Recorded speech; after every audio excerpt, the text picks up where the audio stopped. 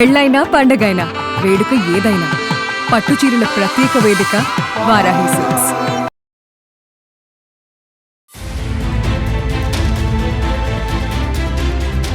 వైకుంఠనాథుడు ఒక అసురరాజు ఇంటి ముందు ద్వారపాలకుడిగా ఎందుకు నిలబడ్డాడు? సృష్టిని రక్షించే శ్రీ మహావిష్ణువు తన వైకుంఠాన్ని విడిచిపెట్టి పాతాళ లోకానికి ఎందుకు వెళ్ళాడు? ఇది సాధారణ కథ కాదు. ఇది ఒక మాట కోసం, ఒక భక్తుడి కోరిక కోసం భగవంతుడు కూడా ఎలా బంధించబడతాడో చెప్పే అద్భుతమైన కథ. ఈ కథ మొదలయ్యేది వైకుంఠంలో. ఎప్పుడూ ఆనందంతో కళకళలాడే వైకుంఠం ఆ రోజు నిశ్శబ్దంగా ఉంది. శ్రీ మహావిష్ణువు సింహాసనం ఖాళీగా ఉంది. లక్ష్మీదేవి హృదయం ఆందోళనతో నిండిపోయింది. అప్పుడే నారద మహర్షి అక్కడికి వచ్చారు. నారాయణ నారాయణ, మాత, మీ ముఖంలో ఈ ఆందోళన ఎందుకు? అసలింతకీ స్వామి ఎక్కడున్నారు అని అడిగారు. లక్ష్మీదేవి కన్నీళ్లతో చెప్పింది, నా స్వామి, నా నారాయణుడు పాతాళలోకంలో ఉన్నారు అని చెప్పింది. నారదుడు ఆశ్చర్యపోయాడు. పాతాళలోకంలోనా? అక్కడ అసుర చక్రవర్తి బలిరాజు కదా ఉన్నాడు. ప్రభు అక్కడేం చేస్తున్నారు అని అడిగారు. లక్ష్మీదేవి చెప్పిన మాట నారదుణ్ణి కూడా కదిలించింది. నా స్వామి బలి చక్రవర్తికి ద్వారపాలకుడిగా నిలబడ్డారు.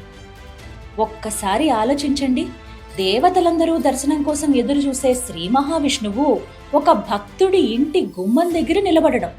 దీనికి కారణమేంటి? ఈ రహస్యం బలి చక్రవర్తి కాలంలో మొదలైంది. బలి ప్రహ్లాదుని మనువడు.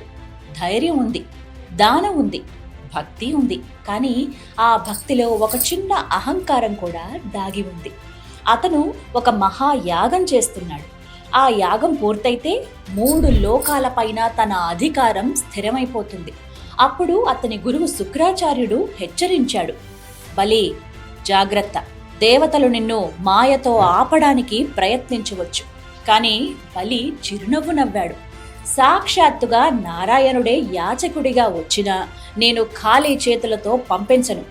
నా మాటే నా ధర్మం. అక్కడే కథలో అసలు మలుపు మొదలైంది. యాగశాలలోకి ఒక చిన్న బ్రాహ్మణ బాలుడు వచ్చాడు. చేతిలో ఏమో ఒక గొడుగు, మరో చేతిలో కమండలం. ముఖంలో ప్రశాంతత, కళ్ళల్లో అపారమైన తేజస్సు. ఆ బాలుడు సాధారణుడు కాదు. ఆయనే వామన రూపంలో వచ్చిన శ్రీ మహావిష్ణువు. బలి సింహాసనం నుంచి లేచి అతన్ని స్వాగతించాడు. బ్రాహ్మణ కుమారా, ఏం కావాలో కోరుకో. బంగారం కావాలా? గ్రామాలు కావాలా? ఏనుగులు, గుర్రాలు కావాలా? నేనిస్తాను అని చెప్పాడు. వామనుడు చిరునవ్వుతో అన్నాడు, రాజా, నాకివేవీ అవసరం లేదు. నా చిన్ని చిన్ని పాదాలతో కొలిచే 3 అడుగుల నేల చాలు అన్నాడు. బలి పక్కున నవ్వాడు. 3 అడుగుల నేల? ఇంతేనా మీకు కావాల్సింది? నేను లోకాలే ఇవ్వగలను అని అన్నాడు. నువ్వు అడిగేది 3 అడుగులేగా అని మళ్ళీ ఒకసారి వామనుణ్ణి అడిగాడు. కానీ వామనుడు స్థిరంగా ఉన్నాడు. ఆశ ఎక్కువైతే మనిషికి ఏదీ సరిపోదు. నాకు 3 అడుగులే చాలు. మీ మాట నుంచి మాత్రం వెనక్కి తగ్గకండి. ఇస్తానని చెప్పేశారుగా అన్నాడు. ఆ మాట విన్న శుక్రాచార్యుడికి ప్రమాదం అర్థమైంది. బలి, ఆగు. ఇతను సాధారణ బాలుడు కాదు, సాక్షాత్తు విష్ణుమూర్తి. నీ సర్వస్వాన్ని తీసుకెళ్లడానికి వచ్చాడు. కానీ బలి వెనక్కి తగ్గలేదు. గురుదేవా, భగవంతుడే అడుగుతున్నాడంటే దానం చేయడానికి నాకు ఇంకేం గౌరవం కావాలి? మాట ఇచ్చిన తర్వాత వెనక్కి తగ్గడం బలి ధర్మం కాదు. అప్పుడు శుక్రాచార్యుడు ఒక మాయ చేశాడు.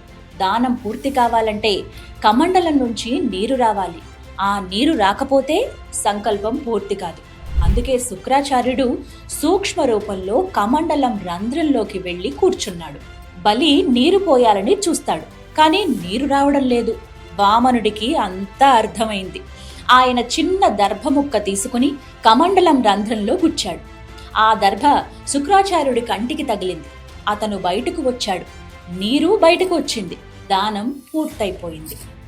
ఆ క్షణం ఆ చిన్న బ్రాహ్మణ బాలుడు మారడం మొదలుపెట్టాడు. శరీరం విస్తరించింది, ఆకాశాన్ని తాకింది. లోకాలన్నీ కంపించిపోయాయి. ఇప్పుడు ఆయన వామనుడు కాదు, త్రివిక్రముడు. మొదటి అడుగుతో భూమిని కొలిచాడు. రెండవ అడుగుతో స్వర్గాన్నే కొలిచాడు. ఇక మూడవ అడుగు కోసం విష్ణువు బలి వైపు చూశాడు. బలి, 2 అడుగులతో భూమి స్వర్గం నిండిపోయాయి.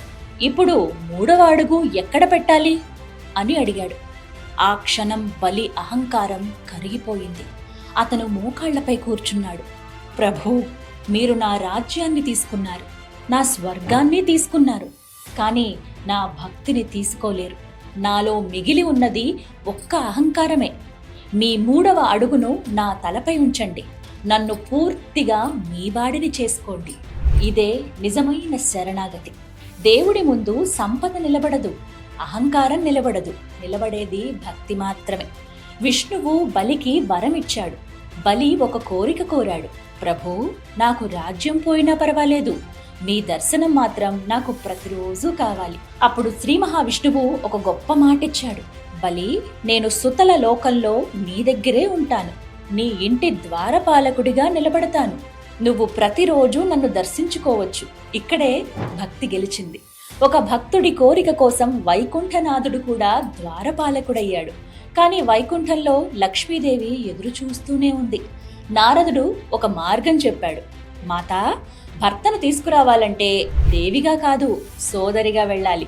లక్ష్మీదేవి సాధారణ స్త్రీ రూపంలో పాతాళానికి వెళ్ళింది. బలి ముందు కూర్చుని కన్నీళ్లు పెట్టుకుంది. బలి అడిగాడు, అమ్మా, నువ్వెవరు? అసలు ఎందుకు ఏడుస్తున్నావు? ఇక్కడికెందుకొచ్చావు అని అడిగాడు.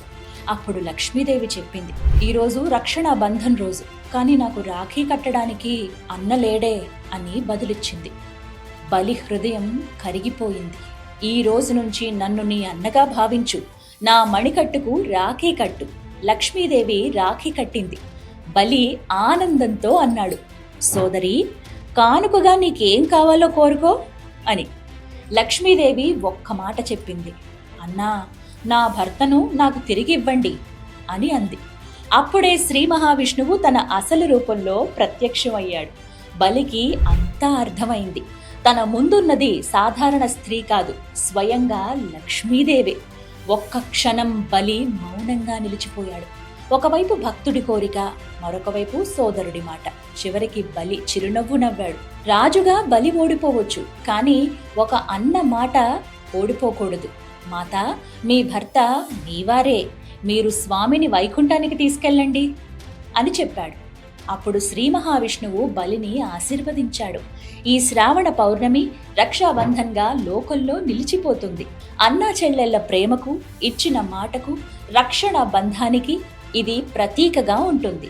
ఈ కథ మనకు చెప్పే గొప్ప పాఠం ఏంటంటే, భగవంతుణ్ణి బలంతో గెలవలేం, సంపదతో కొనలేం, అహంకారంతో చేరలేం, కానీ నిజమైన భక్తితో ఇచ్చిన మాట నిలబెట్టే ధర్మంతో భగవంతుడి హృదయాన్ని గెలుచుకోవచ్చు. ఇప్పుడు మీకు ఒక ప్రశ్న. వామనుడు కమండలం రంధ్రంలో ఉన్న శుక్రాచార్యుణ్ణి బయటకు రావడానికి ఏ వస్తువుని ఉపయోగించాడు? మొదటిది తన వేలు, రెండవది ఒక రాయి, మూడవ ఆప్షన్ చిన్న దర్భముక్క, నాలుగవ ఆప్షన్ బంగారపు సూది. సరైన సమాధానం మీకు తెలిస్తే గనక కామెంట్లో తెలియచేయండి. అలాగే ఈ కథలో ఎక్కువగా నచ్చింది ఏంటి అంటే, బలి చక్రవర్తి దానం మీకు నచ్చిందా, లక్ష్మీదేవి రాఖీ కట్టారు కదా ఆ సందర్భమా, లేకపోతే భక్తుడి కోసం శ్రీ మహావిష్ణువు ఒక ద్వారపాలకుడిగా నిలబట్టమా? మీ అభిప్రాయాన్ని కామెంట్ రూపంలో చెప్పండి.